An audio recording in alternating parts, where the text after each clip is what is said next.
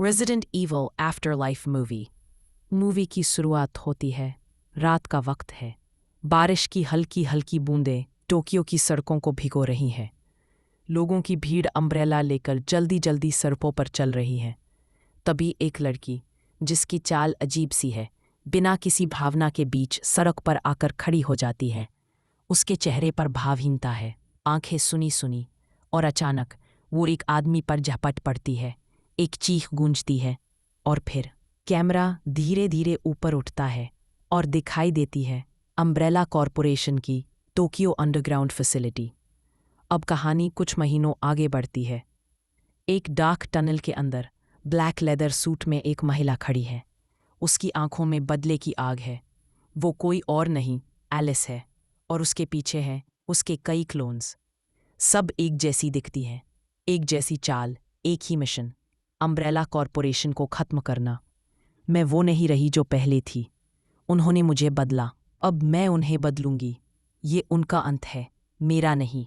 Tokyo umbrella HQ के अंदर high security defences activate हो जाते हैं।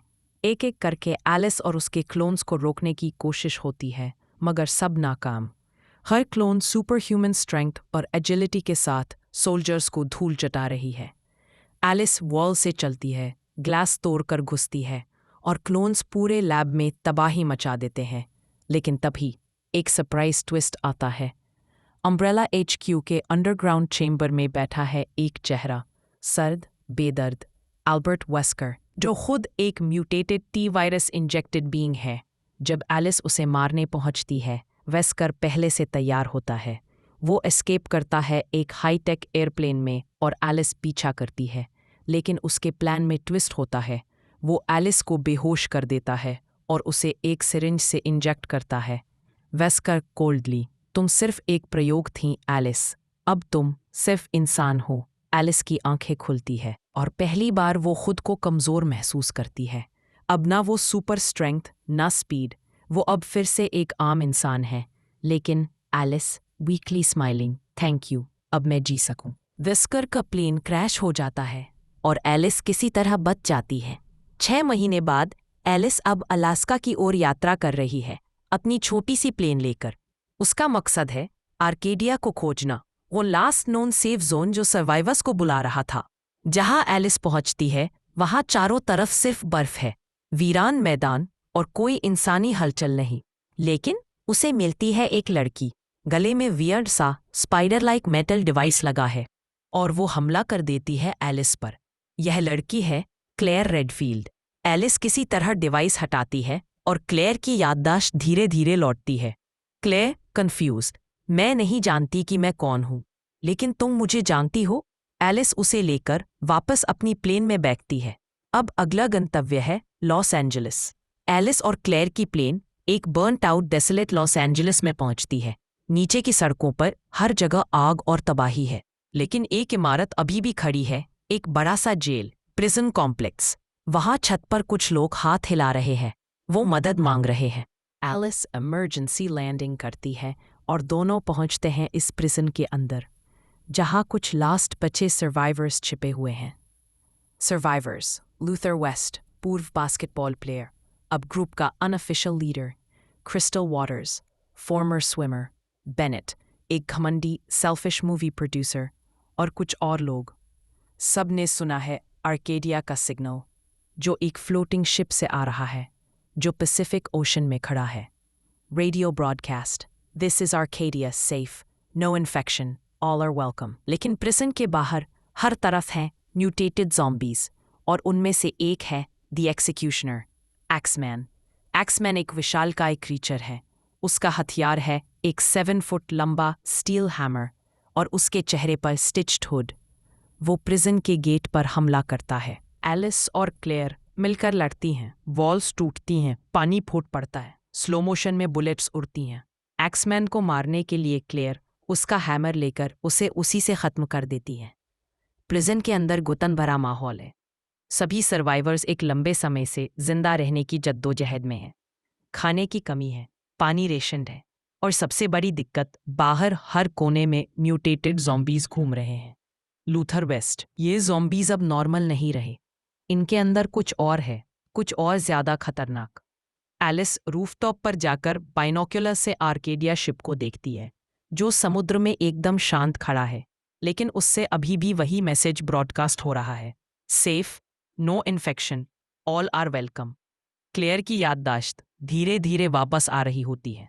मैं और बाकी लोग आर्केडिया के सिग्नल को फॉलो करके अलास्का गए थे, लेकिन वहां कुछ गलत था, बहुत गलत।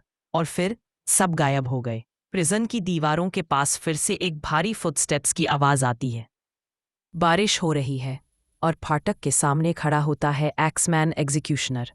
उसकी आंखों में कुछ नहीं, बस मौत। उसके हाथ में भारी हैमर है, जिसे वो खींचता है और दरवाजे पर मारता है। धमाकों की गूंज प्रिजन में फैलती है। एलिस एंड क्लेयर समझ जाती हैं, अब ये उनका फाइनल स्टैंड है। एक्समैन अंदर घुसता है।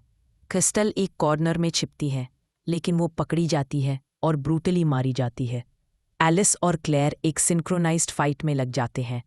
स्लो मोशन गनफायर, वाटर लीकेज, पूरे हॉलवे में पानी फैल जाता है। क्लेयर एक शॉटगन से हमला करती है। एलिस स्टील पोल्स के सहारे जिम्नास्टिक स्टाइल डॉजेस करती है।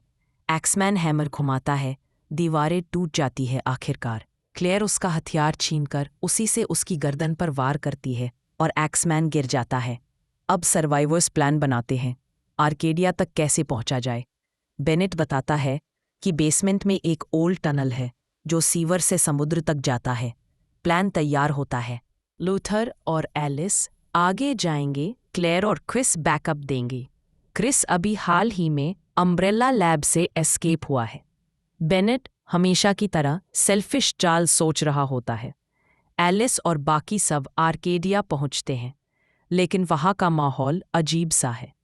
एकदम शांत, कोई इंसान नहीं, बस एक विशाल वाइट क्रूज शिप जो ऊपर से एक लग्जरी पैराडाइज जैसा लगता है।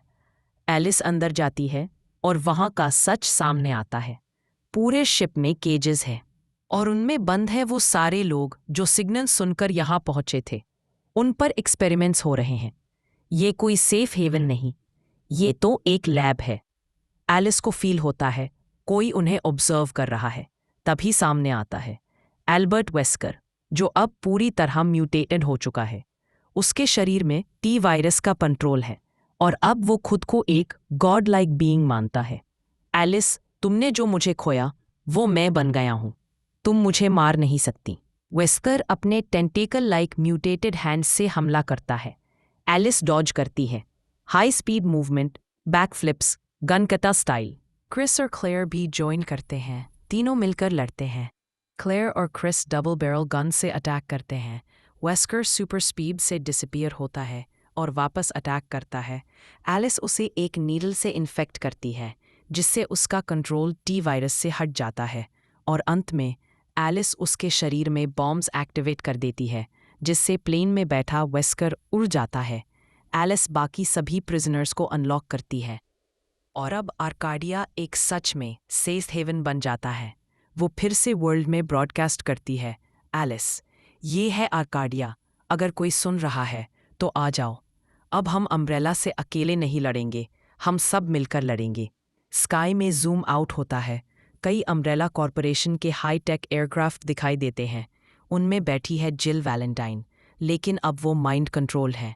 The war is not over yet, it has only begin.